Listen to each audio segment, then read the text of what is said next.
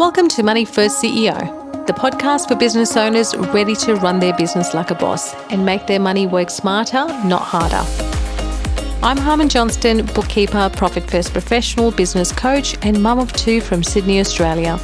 I've built a thriving business by mastering money habits and systems that create real freedom. This show will help you take control of your finances so you can build a business and life that truly works for you. Every episode delivers one powerful takeaway you can action right away for more clarity, confidence, and cash. And from time to time, I'll be joined by special guests, fellow entrepreneurs, experts, and real business owners, sharing their money wins, lessons, and insights to inspire your next move. Because when you put money first, you unlock the options and freedom you deserve. So hit follow, grab your coffee, and let's dive in. Hey there, and welcome back to the Money First CEO, where we believe if you put your money first, the rest will follow. I'm Harmon Johnston, and today we're going deep. This episode isn't about budgets or bank accounts. It's about the stuff that controls all of that, your money mindset. So if you've ever felt stuck financially, even when you're working hard, even when revenue is coming in, then this episode is for you. We'll talk about the hidden stories, the mindset traps, and most importantly, how to start shifting them so your business and income can finally grow. So we'll start off with addressing where most of our money beliefs come from. Our childhood. We all grew up hearing things about money from parents, family, even the cultures around us. And often those messages stick with us more than we realize. It's something I didn't even realize until a few years ago, and now I can identify them straight away when I feel one creeping in. So here are some of the examples you might recognize. Money doesn't grow on trees. You believe money is hard to come by. And if you're not working hard, you won't be successful. An example is you hesitate to spend or invest, even on things that could help you grow your business or save you time. Another one is we can't afford that. You shut down options without even looking deeper. You see something helpful like coaching or software and immediately say no without even checking your numbers or thinking about the benefit. Another one is, rich people are greedy, or I don't deserve to be wealthy. You think having money makes you a bad person, and it comes from hearing things like be happy with what you have. You downplay your goals, undercharge, or feel guilty when you succeed or doing well. Another one I hear all the time is I'm just not good with money. You believe money skills are for other people. I'm terrible with numbers, people say. I'm not terrible with numbers, but that's what people say. And so you avoid looking at your bank account or learning about finances because it feels too hard, but you're leaving money decisions to others. Avoid learning and staying stuck in the same habits by doing that. Or I'll save when I earn more. You think saving is only for people earning big bucks. You earn more than before, but still live pay to pay because you've never built the muscle. Debt is bad. You're scared of all types of debt. You say no to borrowing for a course or new equipment, even if it would increase your income in the long run. But talk to any rich person and they will tell you, not all debt is bad. It depends on how you use it. Talking about money is rude. You avoid money conversations. You find it hard to chase unpaid invoices or tell a client your prices have gone up.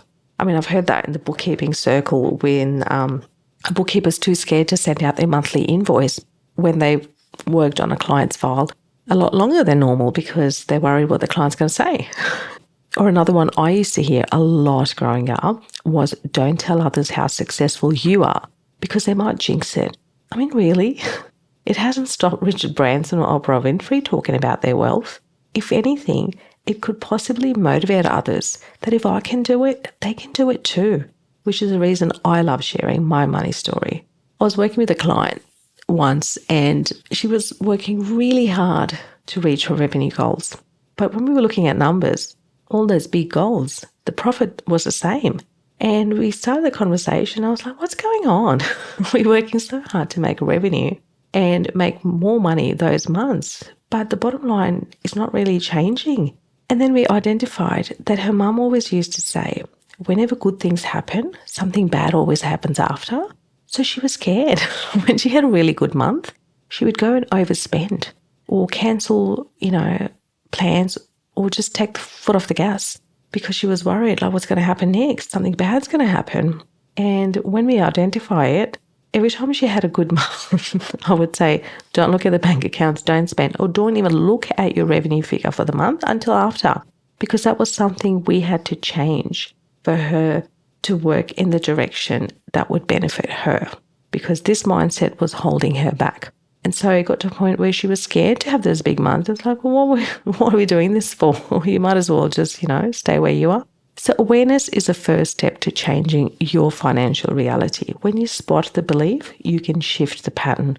And that's when money starts working for you, not against you. Now, let's talk about the two mindsets that show up in every money decision. Scarcity versus abundance. Scarcity says there's not enough to go around. I have to hold on to every dollar. If someone else is winning, I must be losing. I can't afford that ever. And this leads to undercharging, hoarding cash, saying no to investments that could help you grow. And on the other side, abundance says there's enough. There's more than enough. I trust myself to earn, save, and grow. I can afford to pay myself, delegate, and invest. And money flows to me because I bring value. So for a long time, I personally avoid hiring help, even though I was stretched thin and constantly juggling everything.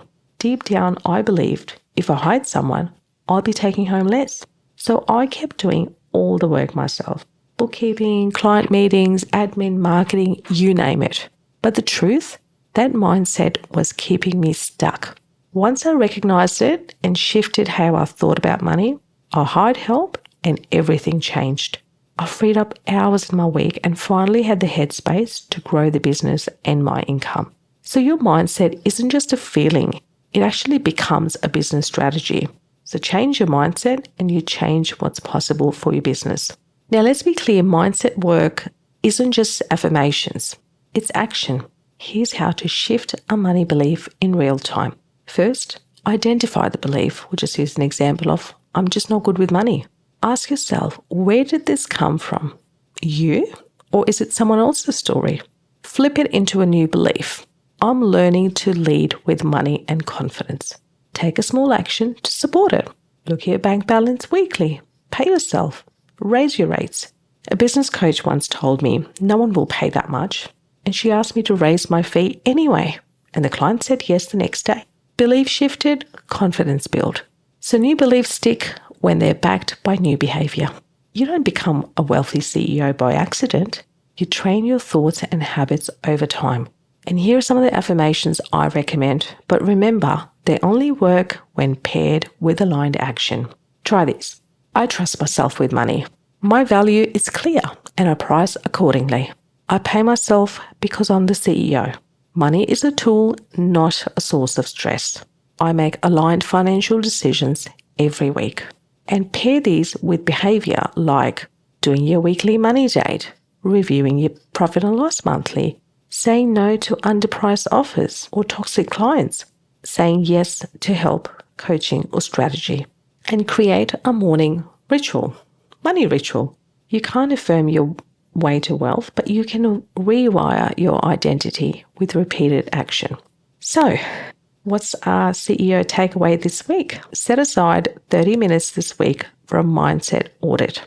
Make a journal and keep a log of your personal limiting money beliefs. Then take action that supports them. Example, if you're bad with money, spend 10 minutes reviewing your bank account. If you believe clients won't pay you more, raise your prices by 5%. Or even 1%. It's probably not worth it then. If you feel losing money, start a small savings or profit account today. Mindset shifts don't happen in your head. They happen through your hands.